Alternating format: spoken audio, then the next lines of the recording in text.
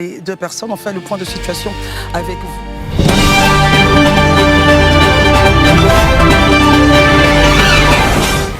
Aucun communiqué du procureur, aucun communiqué de la police qui dit qu'on a mis la main sur lui. Donc selon toujours ces sources-là, il aurait été arrêté pour des raisons qui dans un premier temps avaient été assimilées à un appel à l'insurrection, mais qui au dernier moment seraient plutôt liées à, je vais dire, un acte d'atteinte à la sécurité de l'État et de terrorisme. Voilà, comme je le dis, vraiment, ça reste encore des supputations. On n'a pas encore, comme je le dis, de communiqué officiel qui confirme tous ces faits-là. C'est juste, comme je le dis, de la spéculation et des informations ci et là. Voilà ce qu'on peut dire déjà concernant ces deux cas. Très bien. C'est ce que Lisée dit, hein, parce que moi, c'est justement lorsque sa mère elle fait l'affaire, elle s'est baladée dans plusieurs commissariat ou service de police où elle n'arrive pas à savoir où son fils est. J'ai vu aussi son aîné, l'artiste commandant Samo, qui a aussi fait une publication dans ce sens-là. Et ça, encore une fois, il faut... c'est vrai, quelle que soit la gravité de ce qu'on reproche à un individu, à un citoyen, il a droit, puisqu'on est tout de même en position, en situation de présomption d'innocence ou de présomption de culpabilité, il a droit à l'assistance de son avocat et ses parents doivent pouvoir savoir où est-ce qu'il est. Parce que le faire ainsi, moi je trouve que je ne sais pas s'il y a des procédures spéciales dans le code de procédure pénale qui permettent cela. Prendre un individu, ne pas savoir où est-ce qu'il est, jusqu'à peut-être 24 heures après ou 48 heures après avant de savoir. Souvent, il y a eu des cas comme ça, mais je pense que ça, souvent, je trouve que ce n'est pas forcément normal, régulier pour ma part. Maintenant, qu'on nous dise la gravité des faits, peut-être que dans le code de procédure pénale, il y a des dispositions cela. En ce moment-là, j'ai envie de voir cela. Après, certainement, le point que ferait le procureur de la République. Merci, Herman. Bon, je m'inscris dans le même cadre que mes camarades parce que jusqu'à présent, il faut être... parce que l'information, c'est parce qu'il les a dit que lui, c'est ce matin qu'il a appris, mais je pense que c'est hier nuit, un peu tard dans la nuit qu'on l'a tous appris. Voilà. Et jusqu'à maintenant, le procureur de la République, les services du procureur de la République, encore moins les polices, n'ont fait aucun communiqué pour nous expliquer les circonstances. Mais je pense que dans les jours à venir, sûrement, on aura d'autres éléments d'information. Le seul cas qu'on sait, c'est que c'est la bonne dame qui, sûrement, a trop de vision.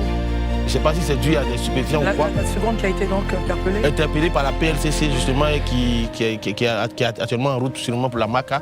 Pour elle au moins on sait que c'est pour diffamation et plein de choses, atteinte à l'honneur, à l'image et trouble à l'ordre public. Ça on le sait, je pense qu'on peut spéculer dessus. Juste les dernières infos concernant, oui. Elle serait atteinte de troubles psychiatriques. Elle serait atteinte de troubles psychiatriques. Voilà, elle aurait des problèmes mentaux. Voilà. Donc, moi je pense que même quand j'ai regardé sa vidéo, je me suis dit mais celle-là, ça va pas trop. Au départ, je me suis dit, sûrement, c'est quelqu'un qui s'est shooté à quelque chose. Est-ce qu'il a fait délirer jusqu'à ce point? Mais voilà. Mais quand on a fini de dire ça, j'aimerais dire quelque chose qui est aussi précis et clair. Allez-y.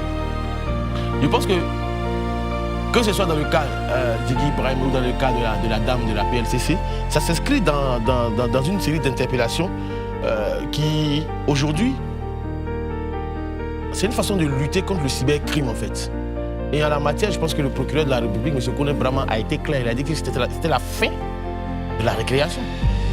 Donc, n'importe quiconque va s'adonner à des actes délictueux sur Internet, il va répondre à la due loi donc, sur le joug sur lequel nous sommes. Parce que, disons les choses clairement, l'atteinte à la sécurité de l'État, qu'on appelle ça, le trouble à l'ordre public, c'est puni. Et c'est le lieu pour moi d'attirer l'attention des uns et des autres aujourd'hui. Nous qui sommes assis sur ce plateau ici, personnellement, je pense que ce n'est pas Élysée qui va démentir. Le fait qu'on soit homme public, dès l'instant qu'on a commencé à avoir un certain nombre d'abonnés, sachez que toutes les officines politiques vont vous contacter. Ils vont prendre attache avec vous. Ils vont chercher à vous donner de l'information pour que vous puissiez diffuser ces informations. Déjà à partir de 25 mai, vous n'êtes plus du domaine. Bien sûr, parce que selon l'article 3, d'ailleurs avant qu'on arrive à l'article 3 de la AK même, déjà même au niveau de l'Assemblée nationale, il y a une loi qui a été votée. Dès l'instant que vous avez 25 000 abonnés, votre communication n'est plus dans l'ordre du privé, ça devient public.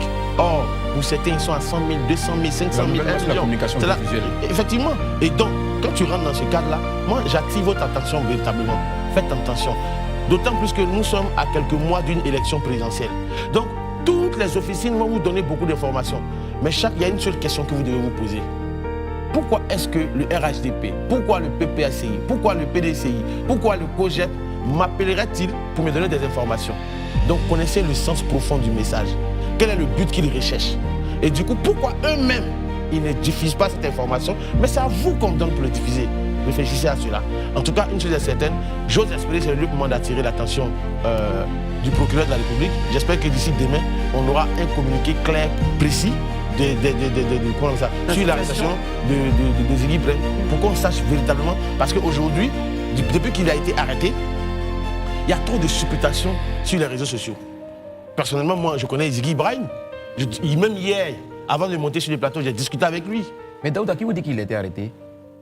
Mais il serait. Non, j'ai dit arrêter parce que disons que le chef terrain, quelqu'un qui a l'habitude d'être chez lui à la maison, qui n'est pas chez lui, sa maison a été perquisitionnée. On va s'interroger, il a été arrêté. Il peut être enlevé aussi. Bon, si tu veux, mais je pense que le porte-parole du gouvernement nous a dit que dans ce pays, le procureur, on n'enlève pas quelqu'un dans ce pays, on t'arrête, après on te retrouvera. Ça, donc vous disiez qu'on espère que demain? J'espère que d'ici demain, on aura un communiqué clair, précis sur les circonstances de son arrestation. Ça, c'est aussi clair que bonjour. Parce que comme je le disais, le Ziggy en personne, c'est vrai qu'il fait beaucoup de publications et autres, mais c'est quelqu'un que je connais. C'est un jeune qui est assez respectueux. Quand il te parle, il y a beaucoup de respect, c'est du grand frère, c'est du petit frère, que personnellement, moi, il me donne. Et franchement, même hier, quand on parlait sur le coup de 18 heures, sur un cadre professionnel, mais en terminant, il lui a dit, ah, mais petit frère, fais attention, essaie de mesurer un peu comment est-ce que tu vas aborder les choses. Donc, véritablement, j'aimerais avoir de la mesure au vu des rapports que j'ai personnellement avec Ziggy, de sorte à ce que quand demain, quand le procureur va faire son communiqué, j'aurai des ténors et des aboutissants, je pourrai faire un commentaire approfondi sur la question. Oui, Daouda l'a dit, je le connais également. Ibrahim Ziggy, je peux vous assurer que c'est un jeune très aimable, affable, avenant, respectueux de ses aînés. Et je le dis avec fermeté et assurance, parce que je le connais très bien. Le connaître très bien, c'est un peu trop dit. Mais lorsqu'on se rend compte, mais il nous accorde ce respect. Il nous accorde véritablement le droit d'aînesse. Et donc, je suis fortement surpris qu'il soit impliqué dans une telle affaire.